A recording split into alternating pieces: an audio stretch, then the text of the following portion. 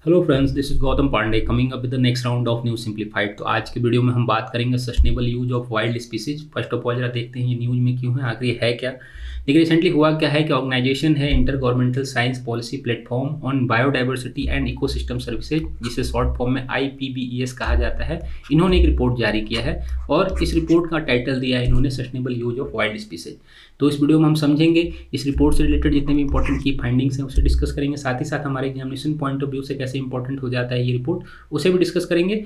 और सबसे पहले जरा समझते हैं IPBES है क्या। देखिए ऑलरेडी हमने डिस्कस किया है कि इंटर गवर्नमेंटल ऑर्गेनाइजेशन है जो जर्मनी बेस्ड है, जो 2010 में स्टेब्लिश हुई थी और तब से ये इस तरह की रिपोर्ट जारी करते हैं ताकि जो ह्यूमन और जो वाइल्ड स्पीसीज वगैरह हैं उनके बीच में कैसा रिलेशन होना चाहिए, कितने तरह की डिपेंडेंसी वगैरह है, उन सारी बातों को ये एग्जामिन करते हैं और रिपोर्ट जारी करते हैं। तो सबसे पहले जरा समझते हैं इस रिपोर्ट का पर्पस क्या है। देखिए अगर रिपोर्ट की पर्पस की बात करें तो इस रिपोर्ट में इन्होंने बताया है कि जो ह्यूमन बीइंग है और जो वाइल्ड स्पीसीज है वो इंटरडिपेंडेंट है, मीन्स एक दूसरे के बिना इनका लाइफ नहीं चल सकता है। इसलिए इंपॉर्टेंट हो जाता है कि ह्यूमन बीइंग क्या करें, इनके ओवर एक्सप्लॉयटेशन को कम करें और साथ ही साथ इनके जो हैबिटेट है उन्हें प्रोटेक्ट करने का काम करें। नहीं तो क्या होगा, लॉन्ग टर्म में मान लीजिए ह्यूमन बीइंग की डिपेंडेंसी अगर है इनके ऊपर और अगर ये खत्म हो जाते हैं तो क्या होगा, डायरेक्टली इनडायरेक्टली आप समझिए धीरे धीरे ह्यूमन बीइंग के लिए भी प्रॉब्लम क्रिएट हो जाएगी।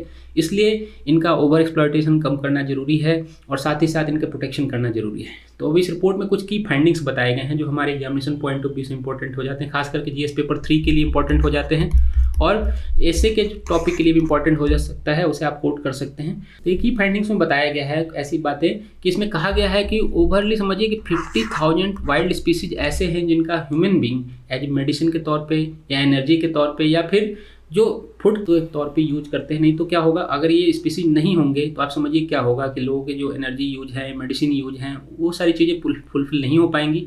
साथ ही साथ इस रिपोर्ट में ये भी बताया गया है कि ओवरली समझिए कि 7,500 स्पीसीज ऑफ वाइल्ड फिश ऐसे हैं जिनको डायरेक्टली यूज किया जाता है पीपल द्वारा। तो आप समझ सकते हैं कि क्या होगा, आपके सामने एक फिश की जो ऑप्शन है वो कम हो जाएगी। उसके साथ साथ ये भी बताया गया है कि 10,000 of wild species directly human being उन्हें यूज करते हैं, मतलब उनको एज ए फूड के तौर पे यूज करते हैं।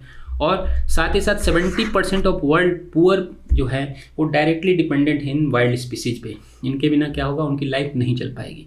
ऐसा नहीं कि सिर्फ फूड के मामले में ही, देखिए दूसरी तरफ ये भी बताया गया है कि क्या है, वाइल्ड स्पीसीज जितने हैं आजकल टूरिज्म का एक माध्यम बन गए हैं। आपने देखा होगा हाल फिलहाल में जो वाइल्ड स्पीसीज सफारी है, वाइल्ड सफारी है, वो बहुत ज़्यादा क्रेज बढ़ता चला गया है। और एक ही रिपोर्ट में बताया भी गया है कि प्री पेंडेमिक के पहले के टाइम में समझिए कि $600 बिलियन का बिजनेस होता था इस टूरिज्म के माध्यम से। तो समझिए एक बड़ा स्केल ऑफ क्या होगा, टूरिज्म खत्म हो जाएगा, मीन्स रेवेन्यू का सोर्स खत्म हो जाएगा।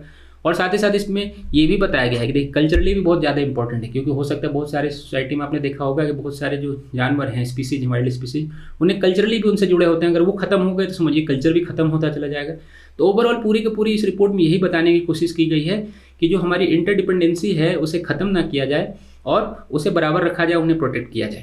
अब जरा समझते हैं कि आखिर क्या बताया गया। देखिए इसमें कहा गया है कि वाइल्ड स्पीसीज जितने भी हैं उनके सामने बहुत सारे थ्रेट्स हैं। कैसे कैसे थ्रेट्स हैं एक एक करके डिस्कस करते हैं। देखिए सबसे पहला थ्रेट बताया गया इस रिपोर्ट में ओवर एक्सप्लॉयटेशन। हाल फिलहाल में ओवर एक्सप्लॉयटेशन बढ़ता चला गया है, जहाँ पे देखिए पहले क्या होता था कि कुछ सीमित पॉइंट में काम चल जाता था, सीमित जो भी थ्रेट वगैरह थे वो कम होते थे, लेकिन अब क्या है, ओवर एक्सप्लॉयटेशन होने लगा है। मीन्स पहले से ज़्यादा कंजम्पशन बढ़ चुकी है, तो ये एक प्रॉब्लम है। साथ ही साथ क्लाइमेट चेंज एक बहुत बड़ी प्रॉब्लम है।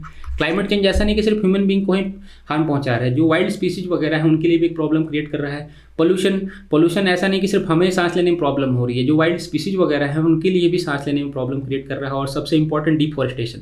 मान लीजिए आप डिफॉरेस्टेशन करते चले जा रहे हैं तो जो वाइल्ड स्पीसीज का जो हैबिटेट है वो पूरी तरह से डिस्ट्रॉय होता चला जा रहा है। तो आप समझिए मान लीजिए आपके घर को कोई तोड़ दे तो आप रहोगे कहाँ। तो सेम प्रॉब्लम वाइल्ड स्पीसीज के सामने भी आ रही है कि डिफॉरेस्टेशन बढ़ता चला जा रहा है, उनके हैबिटेट क्या हो रहे हैं, धीरे धीरे खत्म होते चले जा रहे हैं। तो एक दिन ऐसा भी आ सकता है कि ह्यूमन बीइंग भी पूरी तरह खत्म हो जाए अगर ये वाइल्ड स्पीसीज खत्म हो जाते हैं। तो यही पूरी की तरह इस रिपोर्ट में बताई गई है। कुछ सजेशन भी दिए गए हैं। देखिए सजेशन इंपॉर्टेंट क्या बताया गया है कि जो साइंटिस्ट हैं और जो इंडिजिनस पीपल हैं उनके बीच में आपस में साथ में आकर समझें, सीखें कि आखिर कैसे जो वाइल्ड स्पीसीज है उनका सस्टेनेबल यूज किया जा सकता है। और साथ ही साथ जो क्लाइमेट चेंज वगैरह है, डिफॉरेस्टेशन वगैरह है, ओवर एक्सप्लॉयटेशन वगैरह उसे कम किया जा सके, ताकि जो इनका प्रोडक्शन है वो उसे बढ़ाया जा सके, उन्हें प्रोटेक्ट किया जा सके, क्योंकि अगर वो ख़त्म तो ह्यूमन बीइंग भी ख़त्म। इसलिए भी इम्पॉर्टेंट हो जाता है उसे प्रोटेक्ट करना। तो होप आपको ये वीडियो समझ में आया होगा। Thanks for watching.